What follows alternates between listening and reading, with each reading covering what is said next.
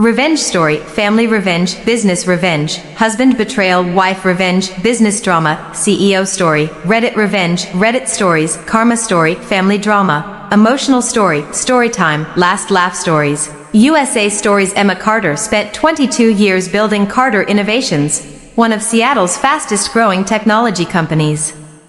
She had started the business from her garage with nothing but a used laptop, endless determination, and a promise she once made to her late father: build something that no one can take away from you. Years later, that small startup had become a billion-dollar company employing thousands of people across the country. Although Emma was the founder and majority shareholder, she preferred staying out of the spotlight, allowing her husband, Richard Carter, to serve as the company's public face. Everyone believed Richard was the brilliant businessman behind the empire. Only a handful of people knew that every major decision, every investment, and every success had begun with Emma. After months of exhausting business travel, Emma started suffering from severe migraines and fatigue. Her doctor recommended a short break from work, and Richard immediately volunteered to arrange everything. "You deserve to rest," he told her with a warm smile. "I've found the perfect wellness retreat where you can relax for a few weeks while I handle the company." Emma smiled gratefully. After years of putting everyone else first, the idea of finally taking time for herself sounded wonderful. The black luxury SUV stopped outside an elegant building surrounded by beautiful gardens. At first glance, it looked exactly like an expensive health resort. Nurses welcomed Emma with friendly smiles while Richard carried her luggage inside. She hugged him tightly before walking toward the reception desk. Then she noticed something strange. The receptionist quietly slid a thick folder across the counter and asked Richard to sign several admission forms. Emma looked closer. At the top of every page were 3 words that made her heart stop: long-term care facility. Confused, she turned toward her husband. "Richard, why do those papers say nursing home?" Richard didn't answer immediately. Instead, he forced a reassuring smile and gently placed his hand on Emma's shoulder. "You're exhausted, Emma. The doctor said you need professional care." Emma frowned. "My doctor never mentioned a nursing home." Richard looked away. "This isn't just a nursing home. It's a recovery center." Before Emma could ask another question, 2 nurses politely stepped beside her. One of them smiled warmly. "Mrs. Carter, your room is ready." Emma stepped backward. "I'm not staying here." Richard's expression suddenly changed. The caring husband disappeared. His voice became cold. "You don't have a choice." Emma stared at him in disbelief. "What are you talking about?" Richard quietly held up a folder.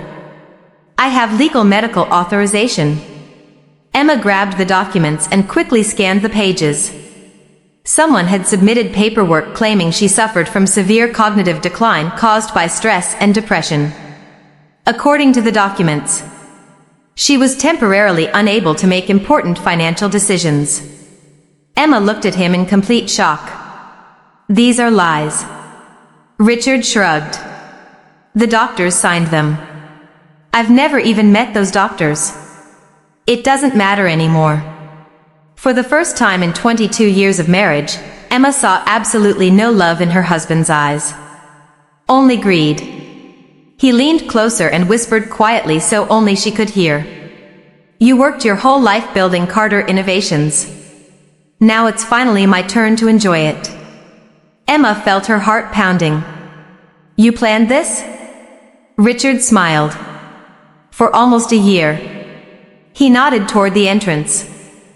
"My attorneys are already filing paperwork to appoint me temporary executive chairman while you're receiving treatment." Emma suddenly understood everything. The fake medical reports. The unexpected vacation. The nursing home. It had never been about her health. It was about removing her from the company without a public fight. As security gently escorted Emma toward her room, Richard called after her. "Don't worry. I'll take excellent care of your company." Emma stopped walking.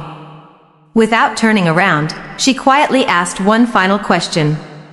"Richard, who told you I owned nothing except my shares?" He laughed. "Because that's all you've ever had." Emma slowly smiled for the very first time.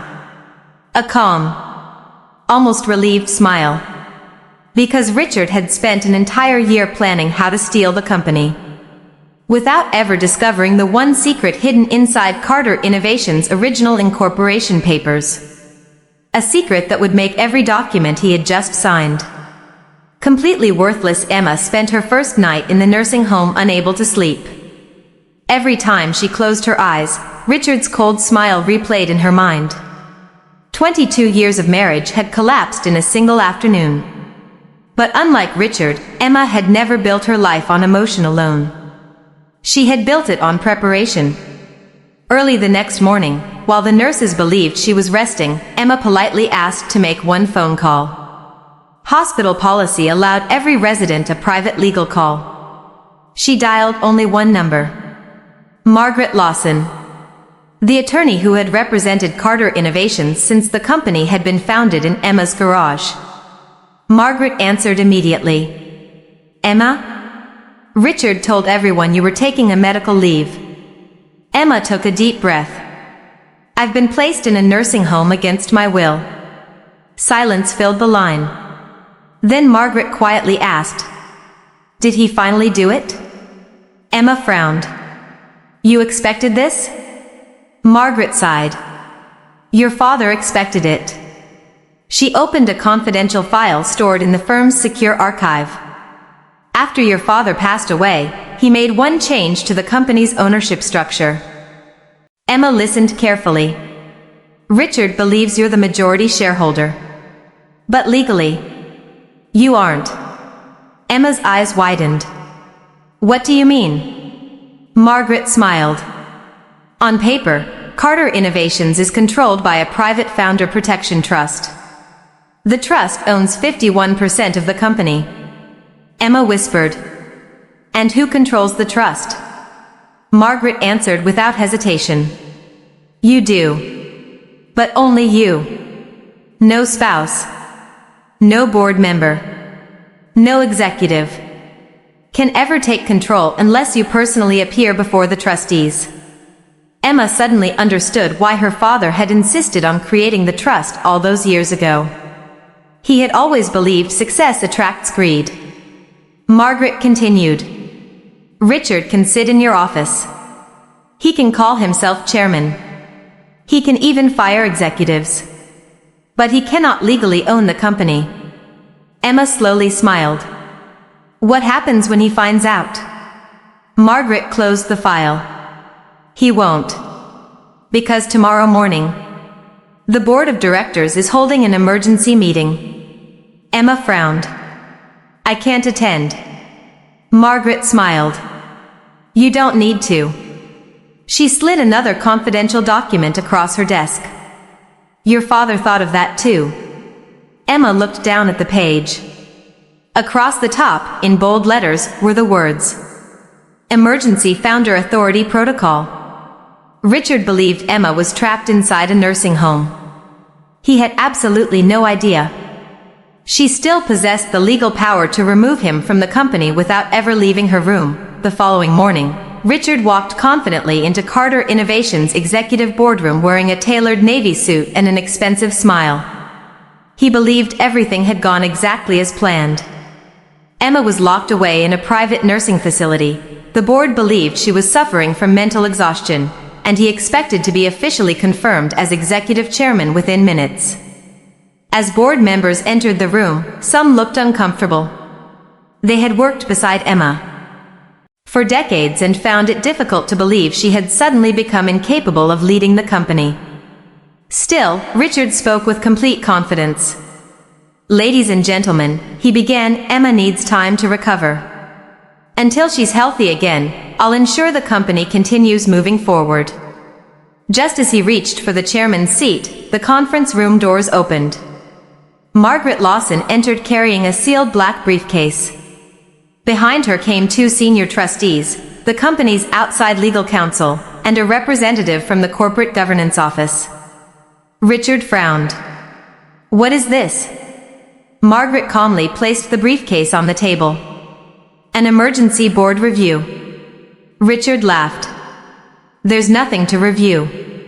I have temporary authority." Margaret looked directly at him. "You have temporary management authority." She slowly unlocked the briefcase.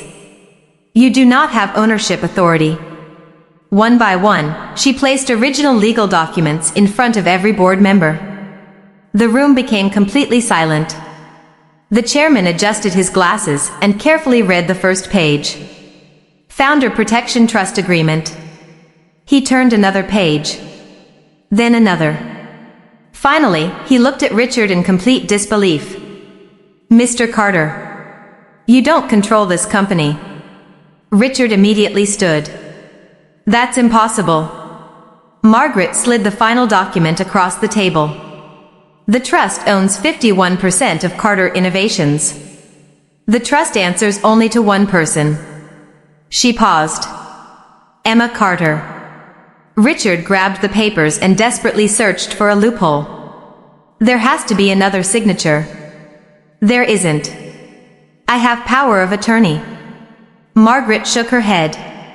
"A power of attorney cannot override the Founder Protection Trust." Richard's confidence disappeared. "No. This can't be happening." At that exact moment, the large video screen at the front of the boardroom switched on. Emma appeared live from the nursing home's private legal conference room. She looked calm, confident, completely in control. "Good morning, everyone," she said. Every board member immediately stood to greet the company's founder. Richard stared at the screen in complete shock. "You. How are you doing this?" Emma smiled gently. "You spent a year planning how to remove me from my company." She paused. "My father spent 22 years making sure no one ever could." The room fell into absolute silence as every eye turned toward Richard. For the first time since his plan began, he realized he had never actually been in control. The boardroom remained completely silent as Emma's image filled the large screen. Every director looked from Richard to the legal documents and back again. The truth was now impossible to ignore. The chairman slowly cleared his throat. "Mrs. Carter, as the controlling founder, how would you like the board to proceed?" Emma answered calmly. "Before any decision is made, I'd like everyone to watch one video."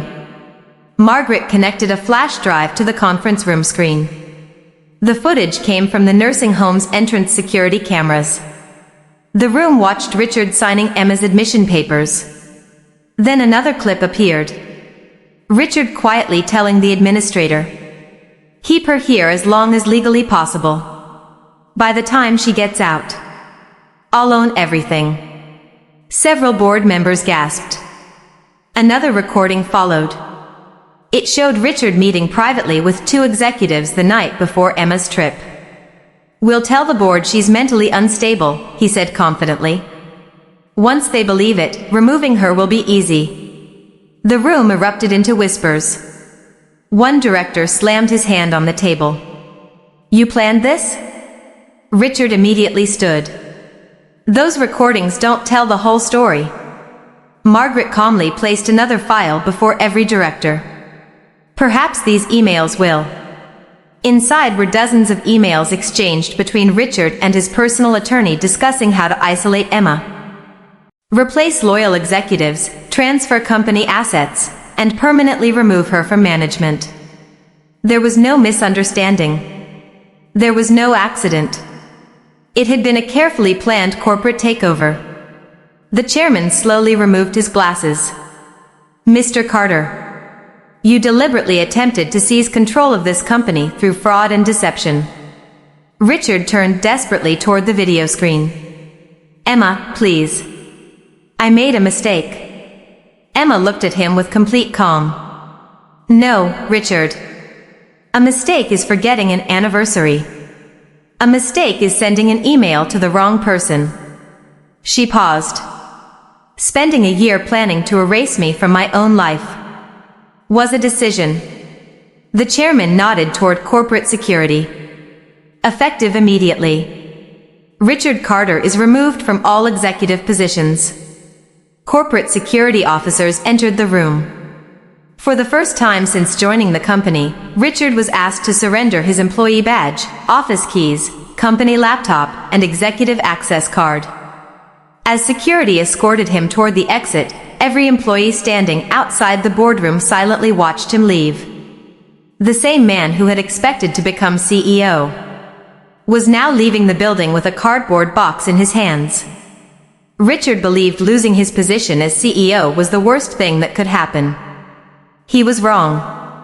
48 hours later, Emma was officially released from the nursing home after independent medical specialists confirmed she was perfectly healthy and had never suffered from any condition that justified her admission. The fraudulent medical reports immediately became part of a criminal investigation. When Emma returned to Carter Innovations, every employee lined the lobby applauding as she walked through the front doors.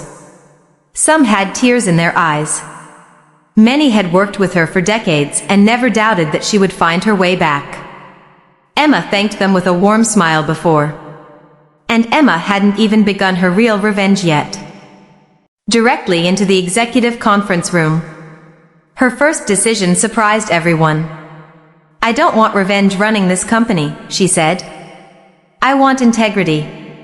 She immediately announced salary increases for long-term employees, expanded health benefits, and a new employee profit-sharing program. The company culture changed almost overnight. Meanwhile, Richard's life continued to unravel. The medical board suspended the licenses of the doctors who had signed the false reports. Prosecutors filed charges related to fraud, conspiracy, and unlawful institutionalization. Civil lawsuits followed from multiple parties, including the nursing facility, which claimed it had been deliberately misled.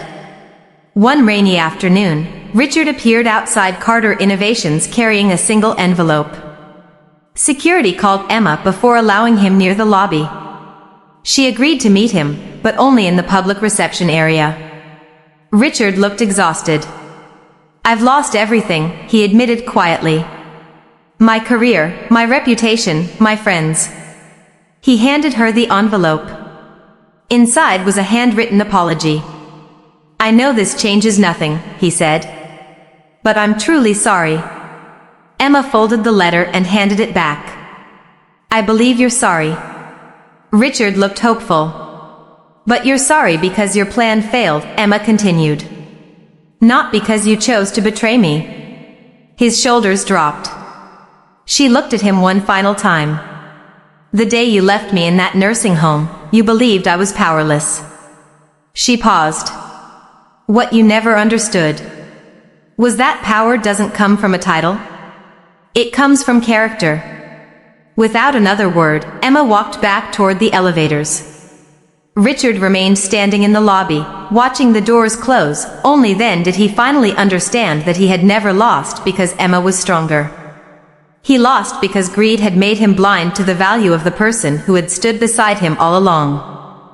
1 year later, Carter Innovations had become stronger than ever. Revenue reached record levels, the company expanded into 3 new countries, and business magazines named Emma Carter one of America's most influential female entrepreneurs. Reporters often asked how she managed to rebuild after such a public betrayal. Emma always gave the same answer. "Because I refused to let someone else's greed become the ending of my story." To make sure no one else experienced what she had endured, Emma established the Carter Foundation for Elder Protection, a non-profit organization that provided free legal assistance to seniors and vulnerable adults facing financial exploitation, fraudulent guardianships, or wrongful placement in care facilities. What had once been the darkest chapter of her life became the inspiration that protected thousands of others. On the foundation's opening day, hundreds of guests filled the auditorium. As Emma stepped onto the stage, the audience rose in a standing ovation. She looked across the room and smiled. "My father used to tell me something I'll never forget," she began. "Never measure wealth by the money in your bank account. Measure it by the people who still stand beside you when everything else is gone." The room fell silent. Emma continued. When someone betrays you, they think they're taking your future. She paused. But your future doesn't belong to the people who hurt you. It belongs to the person you choose to become afterward. At the back of the room stood Richard. He hadn't been invited. He simply wanted to see the life he had once tried to steal. Watching the applause, he finally understood a painful truth. Emma hadn't defeated him with anger. She had defeated him by becoming even stronger.